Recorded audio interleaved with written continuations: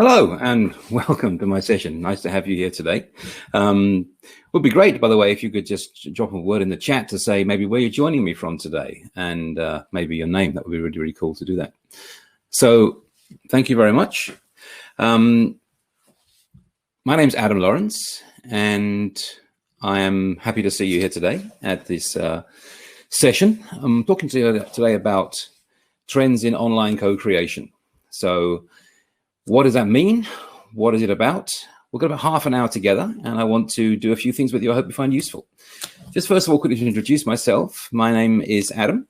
I'm a British-German guy living in Germany, and I work for a company called Workplay Experience, where we try to help organizations change the way they work. We call it innovation and human experience, customer experience, employee experience, things like this. And we have the honor to work with some great organizations in many different organizations, industries around the world, telcos, governments, energy people, also fashion and automotive. And generally, we're trying to help them change the way they approach value creation to deal with the different problems that we have today and different challenges. So I also teach this at various schools around the world. I'm an adjunct professor in Madrid at the IE Business School, and I teach in various business, tech, and design schools. It's a lot of fun. I'm a co-author of this book. This is Service Design Doing, and some others. This one's available in 4 languages, so no excuse not to buy it just yet. And I'm co-initiator of an event called the Global Service Jam, which is a global event that takes place every year in around 140 countries around the world, 140 cities, in about 45 countries. And in those cities, people come together physically or virtually now over the weekend and spend 48 hours designing new services, products, and other things that don't exist yet, which they publish at the end of that. It's like a global hackathon of design. The next one, if you want to join us, by the way, is coming up on the weekend of the 12th of March, 12th of the 3rd, so 1, 2, 3, and we'll see you there. You can start a jam anywhere in the world, wherever you are. Go ahead and try it. What are we going to do today? Well, I would like to do a couple of things on the agenda. Talk about what I mean by co-creation. Talk about why online is great for co-creation and why it's not great for co-creation. Put that in a bigger picture of what's happening in the way we produce and create value in organizations. And also because lots of people asked me when they heard I was doing this talk to give you some very concrete tips on stuff you can try tomorrow. That would be fantastic. So a little bit of my background, just because you need to know a bit where I come from in this kind of conversation. I started off as a psychologist. My degree is in psychology, and I specialized in the psychology of the evolution of behavior. So I worked a lot with monkeys and South American primates generally, and never in a cage like this guy, always never being touched by us, but it was about how they evolve collaboration. Then I shifted from that to the automotive industry, where I worked in marketing and product development. I'm not an engineer, but I helped develop motorcycles. Does that motorcycle do what the market needs? Can the dealer sell it? Does the user enjoy using it? And then I shifted about 25 years ago, and I moved to Germany into theater. And I've been a 20-year-long professional full-time actor, director, singer, stripper, all these things. And that's been a really interesting world to be in. In the last few years, last 10, 15 years or so, I've been putting all those things together in what we call service design. And it's a kind of design which is very, if you like, a Catholic with a small c. It looks at not just, for example, what's on the screen in this picture, but also the payment system, the experience of the user, the experience of the employee, the architectural context, the training of the staff, and all the things that go together, that collaborate together to make an experience which is valuable to staff, employees, and even non-customers. So looking at those 4 things together, my little CV, if you like, in 4 pictures, the linking factor is co-creation. How did we evolve our collaborative patterns? Also, how does a factory work with a marketing department and a dealership network to produce the right motorcycles that work and can sell and are maintainable? How does a director work with a theater ensemble and with a technical director and an audience as well to produce a play which people see freshness in and are willing to pay money for? Or how does do frontline staff, backstage staff, technicians and customers and stakeholders work together to make an amazing hairdressing experience like we can see in this picture here? It's all about co-creation. Now, I want to say some things which I like about co-creation and things I don't like about it when it happens online. And I'd like to warn you that I've been called anti-digital. Yeah. I come from theatre. I don't like doing film. I really believe in the immediacy of live co-creation between people. And a lot of that gets lost online, sorry. But I must admit that I've had to grow up a little bit. And in the last months, especially, I've found there are some ways that online co-creation really rocks. Yeah. One of them is that some things are just faster. And if you do things together, here, for example, 180 people, this is some of them on a Miro board, all collaborating. I wouldn't try that on Mural, by the way, if I were you, but on Miro it works just fine. And they're all putting input in at the same time. They're sorting data at the same time. 180 hands on this whiteboard, if you like, and it works really well. That kind of work is super quick. We also have the fact that when you work online, often your documentation is done at the end of this. You have a PDF or a download or just the simple whiteboard that you worked on. You have your Zoom recording maybe and the text from that.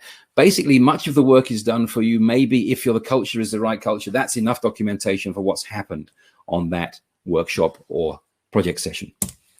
Well, that was fun. So this is one of the reasons, I guess, why online sucks. But let's go into some more details about that. Thank you for your patience. Thank you for waiting.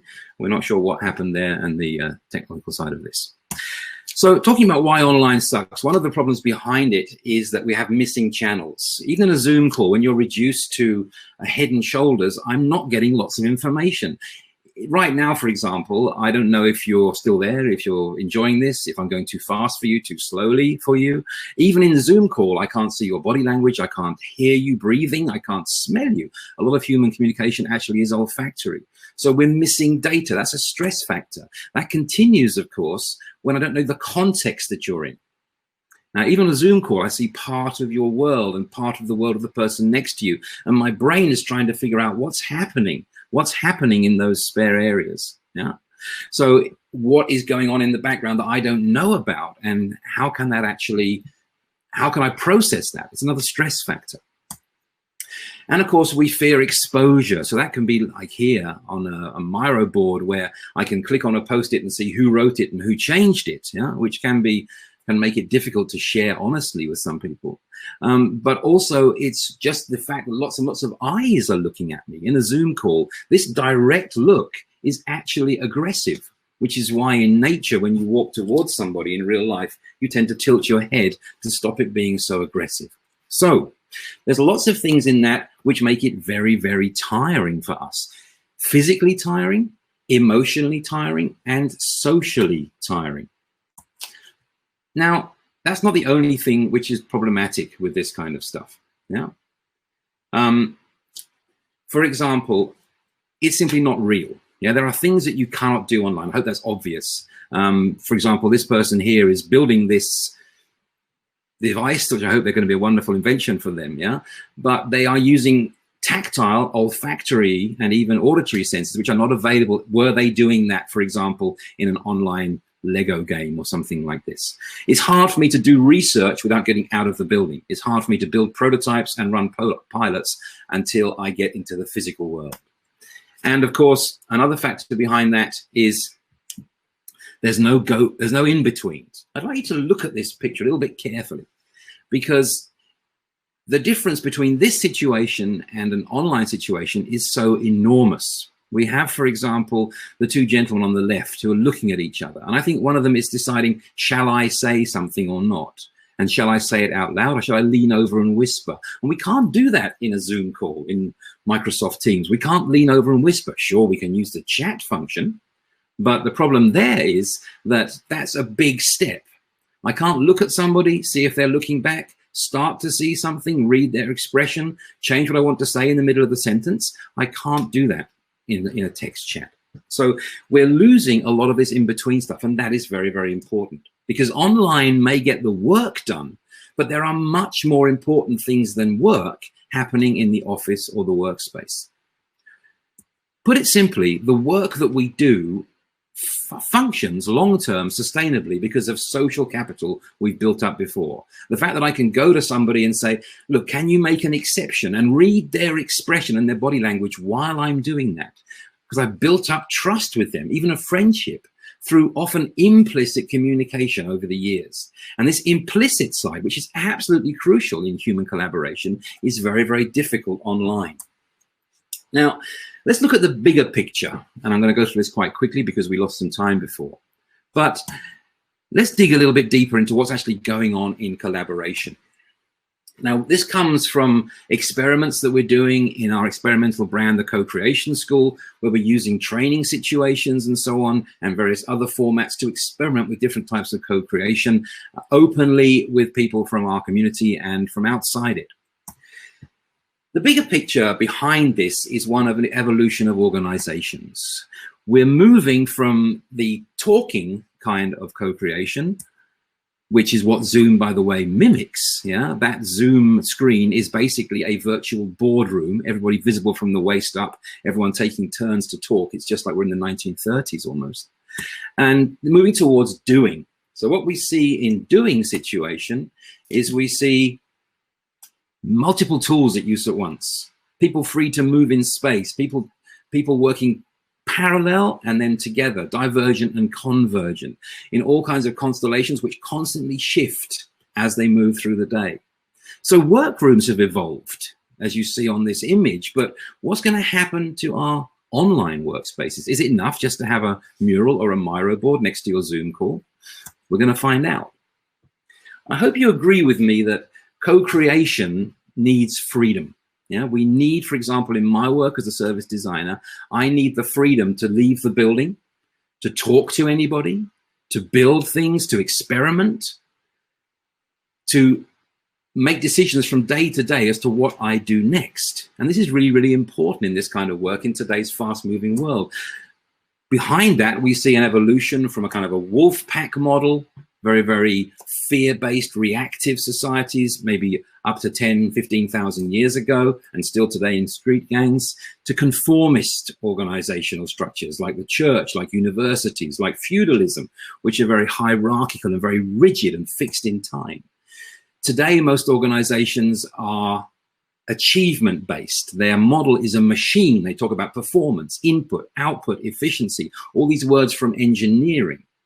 And that's where we are generally today. But some organizations have moved into a more pluralistic, Ben & Jerry's is an example here, work form, where it's more like a family model and we start to self-organize, and that's important. That continues in what may, like Lelou, for example, believe to be the next paradigm, which is an evolutionary paradigm, where we have companies like Patagonia, for example, working in a very flat, fluid network, which is not just self-organizing within a framework like, for example, Scrum, but which is actually building and deciding and choosing its own frameworks to work in on a common purpose. And I think you'll agree that for today's challenges, which are changing every day, that this kind, so teal, green, and a little bit of orange, is what we need to work on.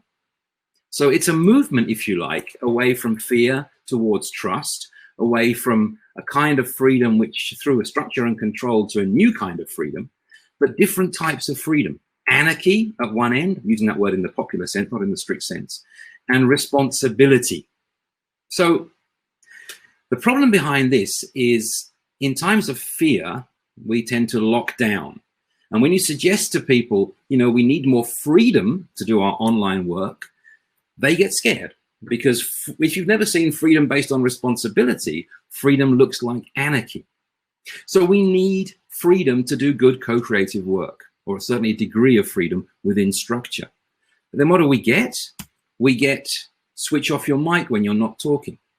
Please raise your hand if you want to speak. I'm sorry, we only support Jamboard. I'm sorry, Dave. I'm afraid I can't do that. It's not the kind of freedom that we actually need to do good co-creative work. I know there are reasons behind these things, but maybe we need to start challenging them. So some things are changing, of course, and we're seeing what always happens in this kind of crisis situation is that workarounds, hacks happen first, and they become features. Yeah. So, for example, Zoom, up until a few months ago, if you wanted to move freely between breakout rooms, you had to make everybody a co-host and then put them into a spare room, and then they were able to move themselves. And lots of communities were doing that, especially at Zoom parties, for example. And that's become a feature now in the latest version of Zoom. That's very normal.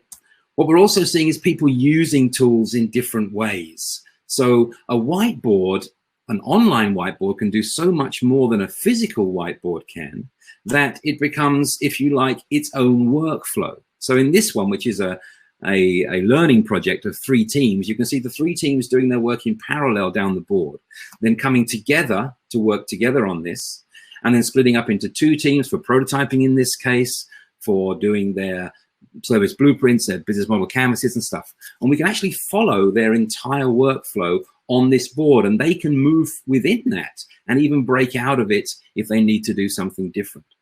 So what was simply a white space before now comes something which can give shape and direction to a collaboration. We're seeing methods remixing here as well. And this is a picture, of course, of a physical workshop, but the same method works really well online. And these people here, it's mostly the lady in the colorful dress and the guy in the gray jumper standing. They are prototyping an interaction. And you might look at this and think, oh, it looks like the interaction of a check-in maybe, or an airport. But in fact, what they're prototyping here is the interface of a file sharing service like Dropbox, for example. So her suitcase represents the file, and he is playing the interface. He's asking questions like, how often do you need this? What context do you need it in? Is it especially secure? Does it need to be in a special place? How big is it? How heavy is it? Yeah, these kind of questions are being asked. And when this interaction works in a conversation, you can then put it behind glass and turn it into a wireframe, for example. It's much faster than wireframe. And this works brilliantly online. In a Zoom call, one of you plays the app, the other one plays the person. Marcus spoke about this yesterday. And then you have the very, very quick iteration of your flows and your processes. But unfortunately, online still mostly sucks. Yeah, because of the reasons I talked about before. Although we're moving into better spaces, there are still massive problems around simply not seeing and hearing and smelling and feeling each other. So I'd like to talk about what you guys can do tomorrow. First of all, maybe what you can do the day after tomorrow, because there's all kinds of things happening as well, of course, in terms of virtual worlds, and these are ones you can use on your screen or wearing some kind of headset, where we start to see interesting things happening. Okay, I can share a whiteboard. I can share a whiteboard in Zoom as well. Yeah, I can move blocks around on the floor. I can do that in Zoom, in Miro with Post-its.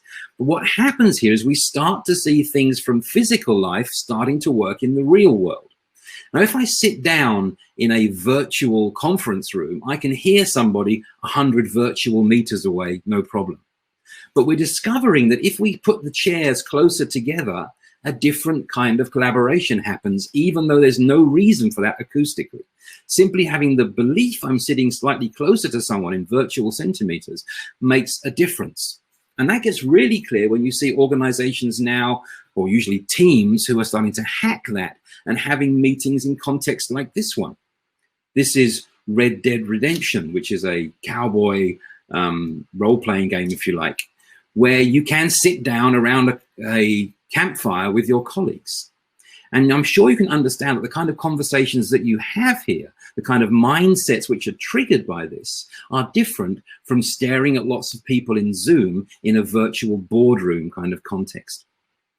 There are some drawbacks. For example, your meeting might get attacked by bandits and you have to band together to fight them off now and again.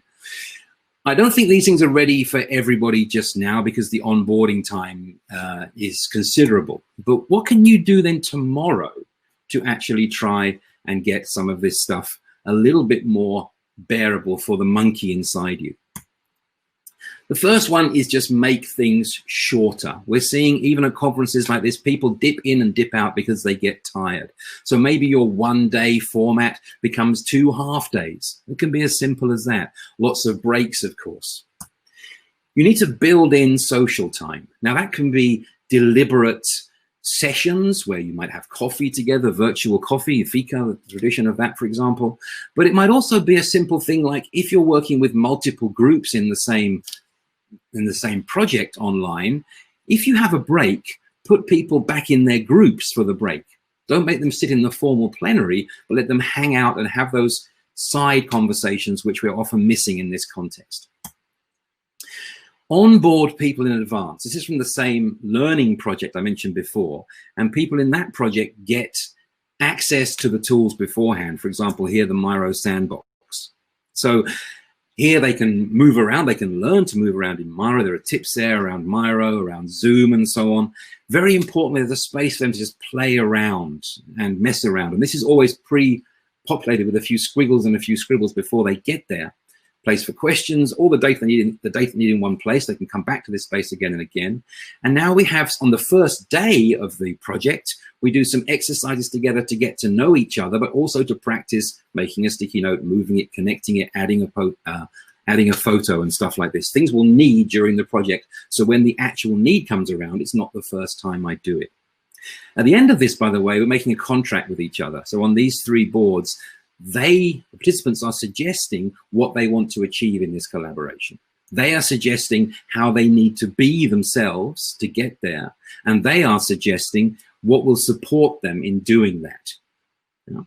Now, this is, if you like, a contract. And I believe it's very important when we're moving into new collaboration forms, and it still is new, even after 8 or 9 months, compared to the 100 years of the paradigm before that, it's still very new, to contract the how, to agree on these things. For example, in the way I just showed you. For example, when is it okay to have your camera off? And be explicit about that. Is it okay not to show your face? It wouldn't be okay in a normal office meeting. When is it okay to do that online? Of course, it's different, but we need to have that conversation and agree in a flexible working contract, a living document on how we're going to collaborate together.